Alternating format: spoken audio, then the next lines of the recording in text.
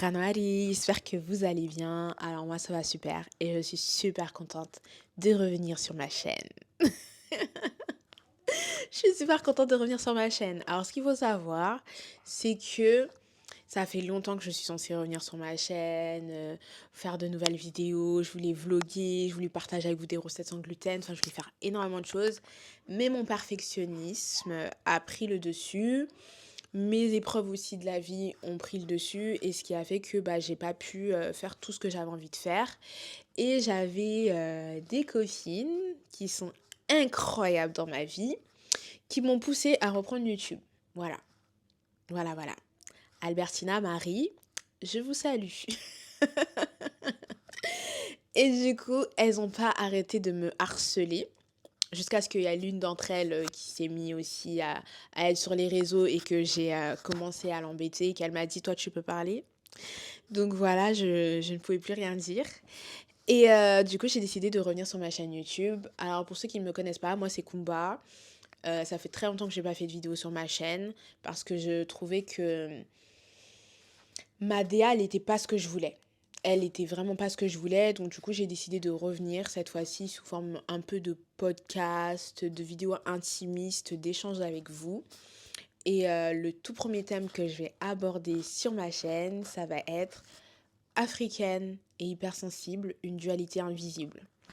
Alors pourquoi j'ai choisi ce premier thème pour ma chaîne? Tout simplement parce que c'est quelque chose qui me définit, c'est quelque chose qui fait partie des 1000 cordes que j'ai à mon arc. Voilà. Et ça fait partie de mes traits de personnalité, c'est mon hypersensibilité. Alors pour commencer, comment j'ai découvert que j'étais hypersensible? Je l'ai découvert quand j'ai fait une psychothérapie après mon divorce. Bon, il y en a beaucoup qui pensaient que j'avais fait une psychothérapie parce que je suis tombée en dépression, parce que j'avais quitté un mari exceptionnel. Waouh. Désolée. Désolée. Dans notre famille, on aime on est une famille de sarcastiques. Donc, dans mes vidéos, il y aura beaucoup de sarcasme en général et d'ironie. Voilà, ça fait partie de nous. Non, la moquerie, j'essaie de calmer ce côté-là parce que c'est un côté un peu méchant. Enfin, c'est un côté méchant, je trouve. Mais en tout cas, on est très dans le sarcasme dans ma famille. Voilà. It's a life. Et du coup, les gens pensaient que j'étais tombée en dépression parce qu'on avait divorcé, alors qu'en réalité, c'est pas pour ça que je suis partie en psychothérapie. Je suis partie en psychothérapie justement parce que toute ma vie, j'ai toujours été dépendante de quelqu'un. Quand j'étais jeune, j'ai été dépendante de mes parents et quand j'ai grandi et que je me suis mariée, j'ai été dépendante de mon mari. En aucun cas je me suis émancipée, même si j'avais des côtés rebelles sur certains sujets parce que c'était des sujets qui me tenaient à cœur. Dans la plupart du temps, je laissais les gens avoir gain de cause tout le temps. J'étais vraiment la personne qui s'écrasait pour le bien-être des autres. Voilà. J'étais vraiment ce genre de personne et je l'ai été très longtemps, jusqu'à il y a un an et demi. Et il y a un an et demi, j'ai su que ça y est, c'est bon. Ça y est, c'est bon. J'ai de la valeur. Certains diront, mais attends, c'est que maintenant tu te rends compte que tu as de la valeur. En fait, vous savez, quand vous avez grandi dans une famille où on vous a toujours montré que vous servez à rien, que vous n'aviez pas de valeur, que ça a été que des brimades, des humiliations, où très vite j'ai compris que parce que j'étais une fille, déjà j'étais pas aimée de mon père. Même si il venait ici et il me disait le contraire, je le croirais pas, vraiment. Et ces actes m'ont montré que il y avait pas d'amour. Il y avait vraiment pas d'amour. Voilà. Il y avait pas d'amour. Voilà. C'est tout. Voilà. Peut-être que je vous en parlerai dans une autre vidéo, la relation, pas avec le paternel, mais en tout cas, là, pour cette vidéo, je ne rentrerai pas dans ce sujet-là, parce que le sujet, ça va vraiment être l'hypersensibilité, la dualité avec la culture. Ce qu'il faut savoir, c'est que culturellement parlant, en tant que femme, en tout cas, je parle de ma culture. Pour ceux qui ne le savent pas, je suis mauritanienne, soninké.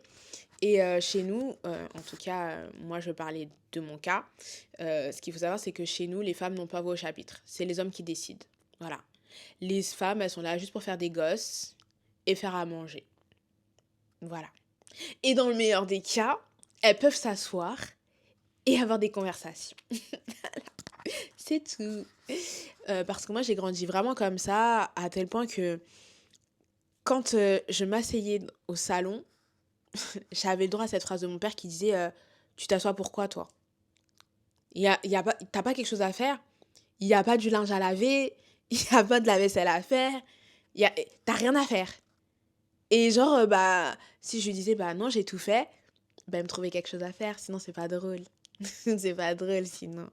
Du coup, j'ai grandi comme ça, j'ai grandi vraiment avec ce truc de que je devais tout supporter, que j'avais pas le choix, que en tant que femme, c'était mon devoir, que c'était mon obligation. Donc du coup, il y a beaucoup de femmes qui vont se attends, je vais clipser le micro. Juste le temps de, voilà, de faire ce que j'ai à faire. Parce que je pense que dans ma culture, il y a beaucoup de femmes qui connaissent le concept, enfin l'obligation du anamuni. Voilà, anamuni. Alors, pour ceux qui ne connaissent pas ce concept du Mouni, alors le concept du Mouni, c'est quoi?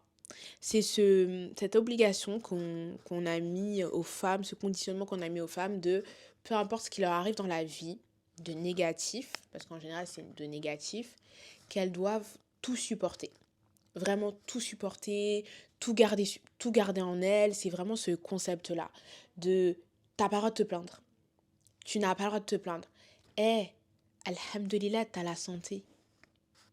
Alhamdulillah, tu respires. Alhamdulillah, au moins toi t'as un mari. Pardon, mais c'est risible. Et je sais qu'il y en a qui vont dire, regarde, c'est ça d'élever vos filles en France. Regardez ce qu'elles deviennent. Regardez. Sauf que, on est en 2025, il faut éveiller les consciences. Il faut arrêter d'être toujours dans ce concept de se dire, oui, la femme, elle doit tout supporter, elle doit tout accepter, elle doit toujours s'occuper de tout. Parce que moi, je vous dis, hein, les plus grands bosseurs dans nos cultures, ce sont les femmes. Et aucun homme ne pourra se mettre devant moi et me dire, non, ce sont les hommes les plus grands bosseurs. Du coup, ouais, non, pour moi, les plus grandes bosseuses, ce sont les femmes.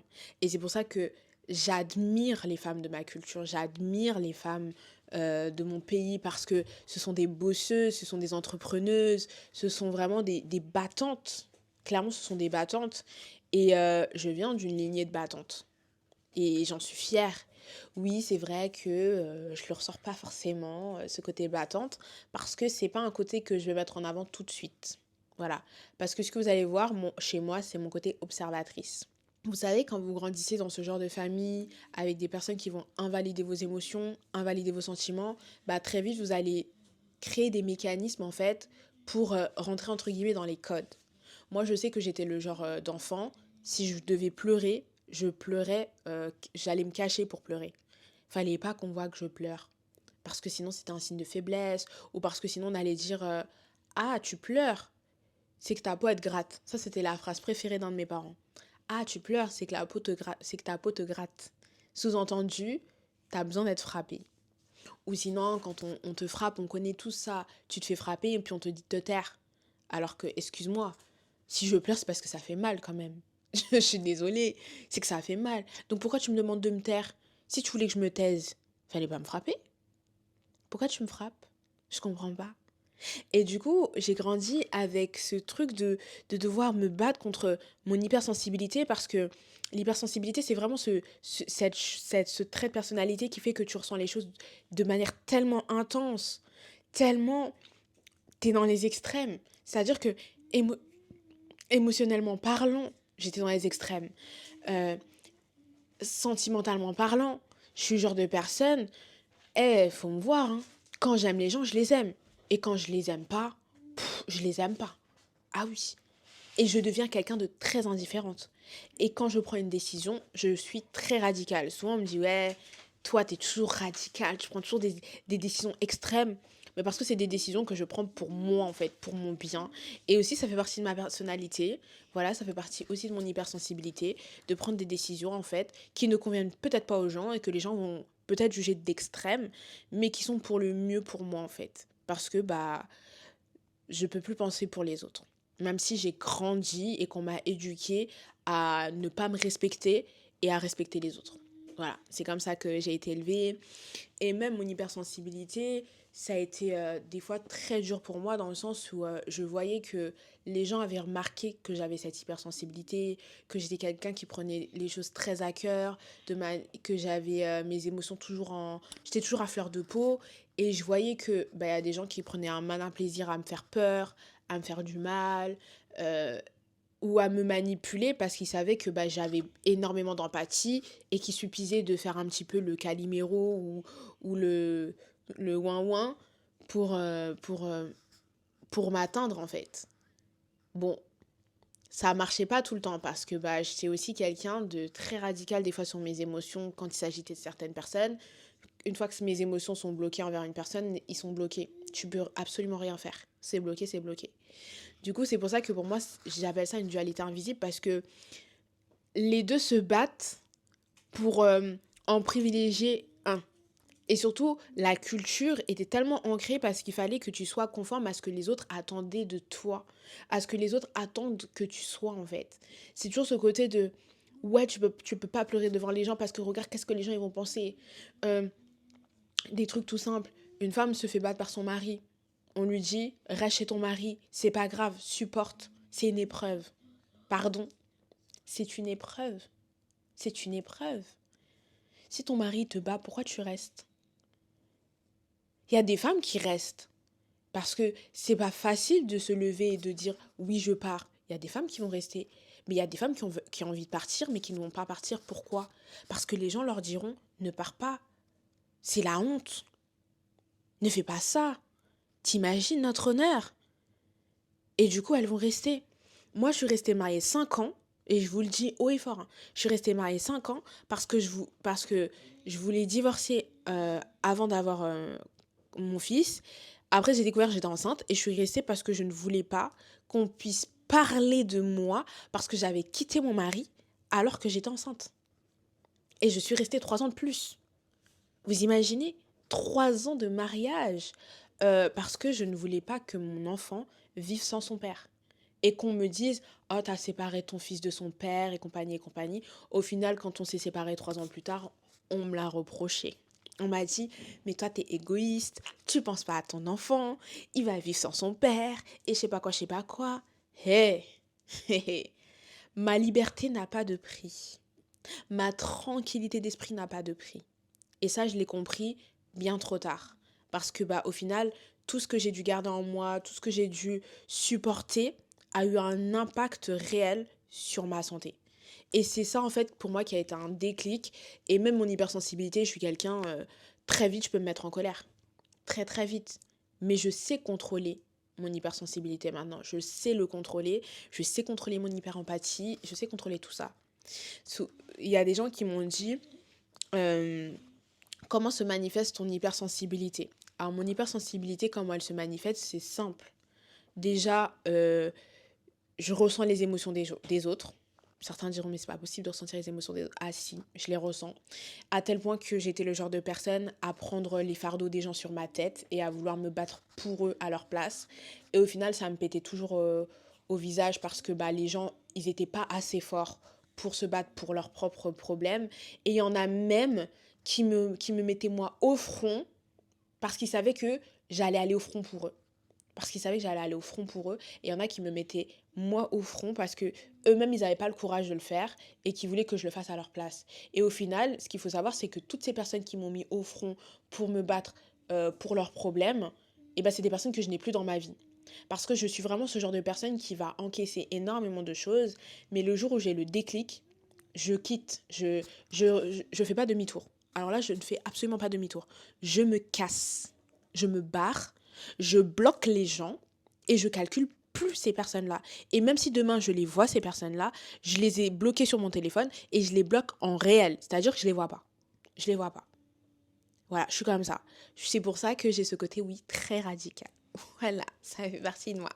Voilà. Mais moi, la différence entre certaines personnes qui se disent hypersensibles alors qu'ils n'ont même pas été diagnostiqués, hein, c'est juste qu'ils ont vu qu'ils avaient deux, trois similitudes avec des personnes hypersensibles et qu'ils utilisent l'hypersensibilité comme excuse pour pouvoir faire du mal aux gens et dire oui mais j'ai réagi comme ça parce que je suis hypersensible. Non. Pour moi, mon hypersensibilité, c'est une force. Et ça, personne ne pourra me l'enlever. Avant, je comprenais pas quand les gens disaient oui, l'hypersensibilité, c'est une force, c'est quelque chose qu'on a en plus que les autres, c'est quelque chose qui nous définit, c'est quelque chose qui, qui, qui fait de nous des battants. Et je comprenais pas parce que moi, je voyais que ce côté négatif de l'hypersensibilité parce que je vous jure que quand vous avez du mal à contrôler vos émotions, c'est difficile. Et au final, aujourd'hui, je sais que mon hypersensibilité m'a sorti de tellement de mauvaises passes. Il m'a tellement aidé, ce côté radical que j'ai, bah ça m'a beaucoup aidé. Voilà, ça m'a énormément aidé quand j'ai dû faire un travail sur ma santé mentale. Waouh, le fait de pouvoir me lever, de dire vas-y cette personne, je la next parce que cette personne est en train de m'empoisonner la vie alors que j'en connais des personnes qui sont dépendantes affectives et qui ne pourront jamais faire ça et qui même si elles le font, demain elles vont peut-être revenir. Moi, il n'y a pas de peut-être. Moi, il n'y a pas de peut-être. Moi, une fois que j'étais dit salam alaikum, c'est fini. Ça ne sert strictement à rien de venir, de t'excuser ou quoi que ce soit. C'est terminé. Je ne te reprends plus dans ma vie. Parce que tu as eu ta place, tu n'as pas su, tu n'as pas su saisir ta chance. Oui, parce que c'est une chance de m'avoir dans sa vie. Comme j'ai de la chance d'avoir les gens que j'ai dans ma vie. Ça, c'est quelque chose pour moi qui est tellement important. Les gens que j'ai dans ma vie, j'ai de la chance de les avoir de la même manière que eux ont de la chance de m'avoir. Depuis que je connais ma valeur, je sais qu'ils ont de la chance de m'avoir. Hier, je disais à ma copine Marie, je lui disais, franchement, tout le temps, quand je parle de toi à d'autres copines, on me dit, t'as de la chance d'avoir Marie dans ta vie. Et Marie, elle me dit, mais ces gens-là, il faut leur dire que c'est moi qui ai de la chance de t'avoir dans ta vie, dans ma vie. Et ça me fait tellement chaud au cœur parce que je connais ma valeur. Mais ça fait du bien d'entendre les gens dire que, genre, t'as de la valeur, genre. Même si je sais que en- ce que je pense est beaucoup plus important que ce que eux pensent de moi, et bah, ça me fait quand même du bien. Ouais, c'est comme mon karité que je mets sur ma peau. Ça me fait du bien. Beaucoup de bien. Donc voilà, donc du coup je vais revoir ma checklist parce que j'en suis sûre, je suis partie dans tous les sens. Ouais, c'est ce que je disais, l'hypersensibilité, c'est vraiment ce truc, enfin c'est vraiment ce concept de, c'est pas un concept, mais c'est vraiment ce trait de personnalité de ressentir le monde dans son entièreté. Vous savez, c'est-à-dire que le monde, je le vois pas comme une personne. Une autre personne pourrait le voir. Moi, c'est-à-dire que le monde, je le vois avec ses odeurs, je le vois avec ses couleurs, je le vois avec le bruit. Je, c'est un truc de dingue. Pour moi, c'est dingue. J'ai un odorat super développé qui agace ma sœur. Ouais, ma sœur, à chaque fois, elle me dit, des fois, je suis là, je fais, ça sent quelque chose. Il y a un truc qui sent mauvais. Et elle me dit, ah, c'est bon, toi et tes odeurs. Parce que ma sœur, elle est pas hypersensible. Enfin, en tout cas, elle a pas d'odorat. Elle a pas d'odorat. Moi, j'ai de l'odorat. Et c'est quelque chose qui m'énerve quand je sens une odeur. C'est-à-dire que même une assiette sale, je la sens. Et je suis obligée de faire quelque chose. Je suis obligée d'y remédier. J'ai pas le choix. Je suis obligée d'y remédier. C'est important pour moi. J'ai pas le choix. C'est comme ça. Du coup. Ou plutôt de la nourriture cramée. Oui, oui. Euh, voilà.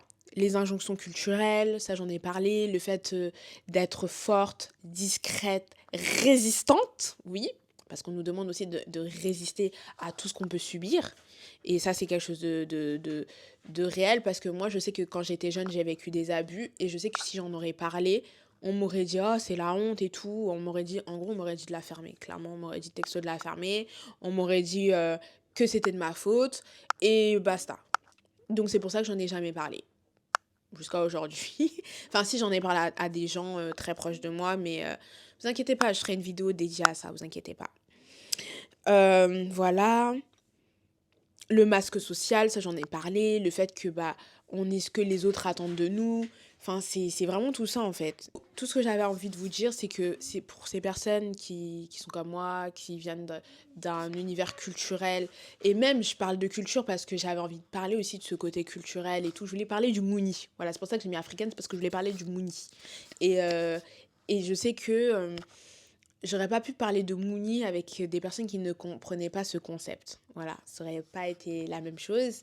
Et du coup, c'est pour ça que j'ai mis africaine, mais il y a des gens aussi qui ont vécu aussi dans des familles où on a invalidé leurs opinions, leurs émotions et plein de choses qui ont ce même ressenti que moi, qui se sont sentis bâillonnés, bridés quand ils étaient enfants et qui ont grandi comme ça sous pression parce que moi, je sais que j'ai été une cocotte minute toute ma vie et que j'ai explosé après mon divorce. Après mon divorce, la cocotte minute, elle a explosé. Et ça a été un truc de dingue parce que bah du coup, vous savez, j'avais de l'amnésie traumatique, je ne le savais pas, je l'ai découvert quand j'ai divorcé. Eu tellement de choses dont j'ai pris conscience après mon divorce parce qu'en réalité, j'étais pas moi en fait. J'étais, vous savez, c'est comme un robot qu'on va programmer et qui va suivre une ligne directrice. Et c'est exactement ce que j'ai fait et c'est exactement toujours ce que j'ai fait.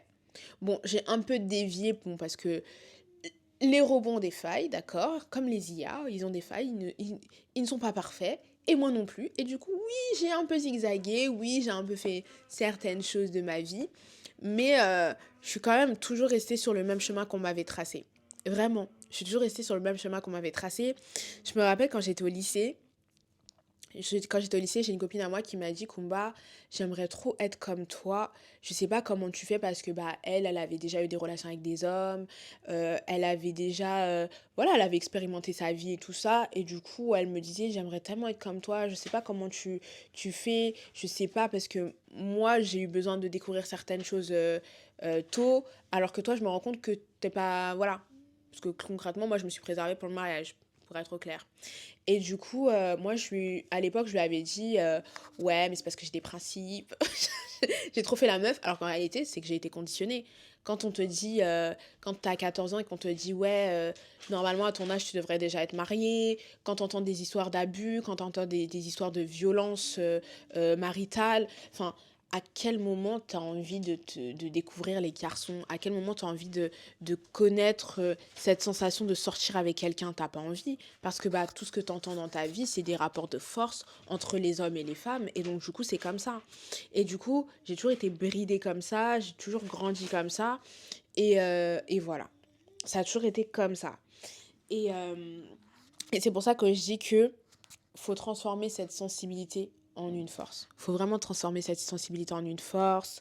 Euh, il faut développer son intuition, sa créativité. Moi, j'ai je sais pas combien de passions, que ce soit la pâtisserie, le tricot, la broderie, la peinture, le dessin, la création de contenu. Et j'ai tellement de cordes à mon arc.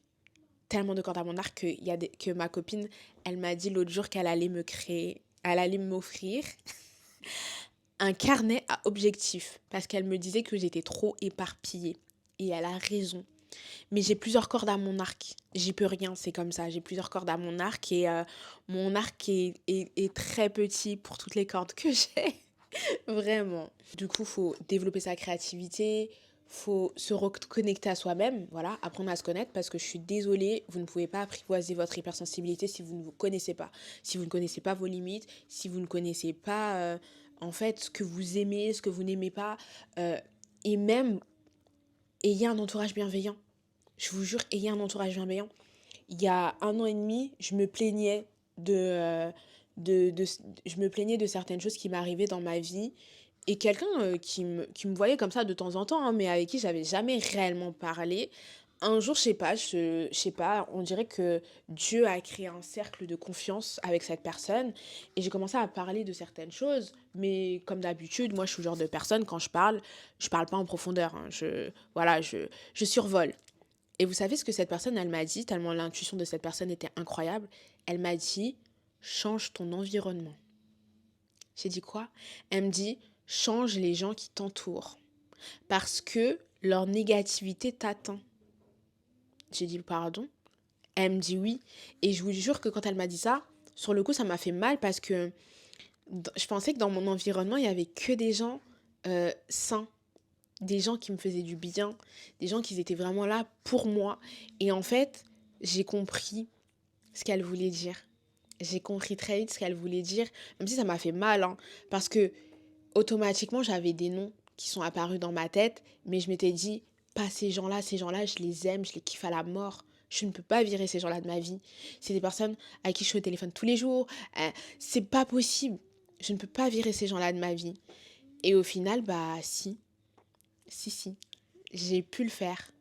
Et bon, émotivité, bonjour. Je ne veux pas pleurer. Et du coup, bah, il a fallu quand même que ces personnes atteignent mon point de déclic. Parce que oui, j'ai un point de déclic. Il a fallu que ces personnes-là atteignent mon point de déclic pour que je me rende compte que bah, ces personnes, en fait, elles étaient trop négatives. Et que elles me rendaient négative et qu'elles me rendaient aigrie. Vraiment.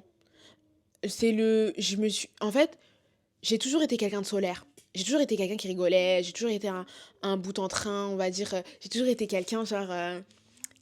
quelqu'un de drôle, en fait. J'ai toujours été quelqu'un qui avait toujours de good vibes et tout. Je rigole et tout, machin.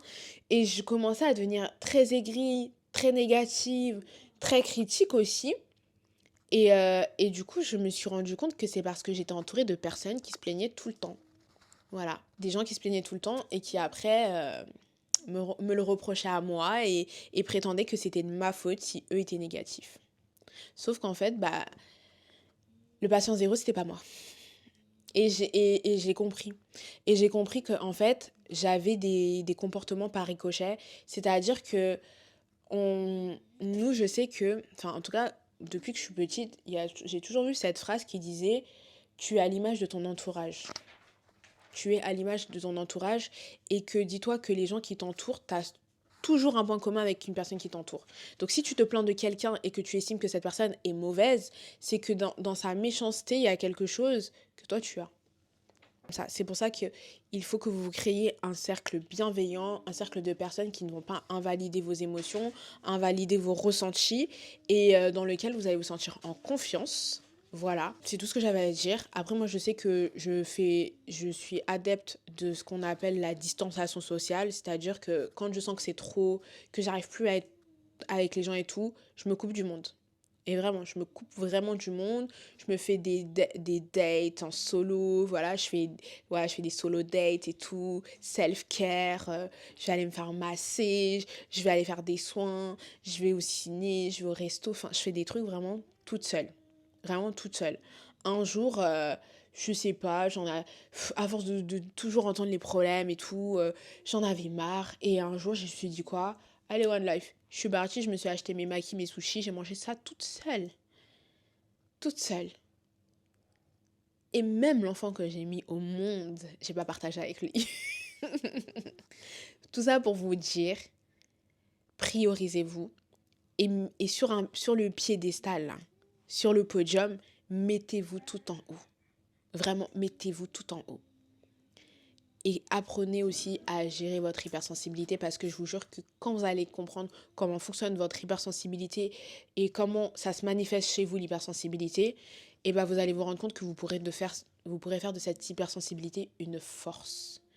Et que malgré tous les diktats culturels qu'on a pu vous mettre par rapport à l'hypersensibilité, et ben ce sera quelque chose de tellement beau, incroyable. Et sachez une chose, hein, c'est que dans la réalité, l'hypersensibilité n'est pas incompatible avec la culture. Bien au contraire, ils sont complémentaires. Vraiment complémentaires. Et ça, le jour où je l'ai compris, qui me peut. Franchement, qui me peut. Franchement, depuis que j'ai compris ça, j'ai compris que ma culture et mon hypersensibilité étaient complémentaires. En plus de nombreuses choses qui me définissent, je me suis dit waouh, comment on a pu essayer de brider cette partie de moi qui faisait partie de moi et qui me rend si spéciale, vraiment. En tout cas, je suis contente d'avoir partagé cette petite partie de ma vie avec vous. Si vous aussi vous êtes hypersensible et que vous vous êtes rendu compte que votre culture a un petit peu brimé votre hypersensibilité parce que vous n'avez jamais su mettre la place de votre hypersensibilité dans votre culture et rendre les deux complémentaires, sachez que vous n'êtes pas seul et que un jour, si vous travaillez sur vous, vous allez savoir comment faire. Et le jour où vous allez réussir à faire de ces deux choses une complémentarité, vous allez exploser. Exploser tellement vous allez être waouh, incroyable. incroyable. En tout cas, ça m'a fait plaisir, vraiment plaisir de faire cette première vidéo. On se dit à très bientôt pour une prochaine vidéo. Je ne sais pas encore quel va être le thème que je vais aborder. Je ne sais pas si je vais aborder les abus ou si je vais aborder d'autres thèmes. Mais en tout cas, ça m'a fait plaisir. Et prenez bien soin de vous.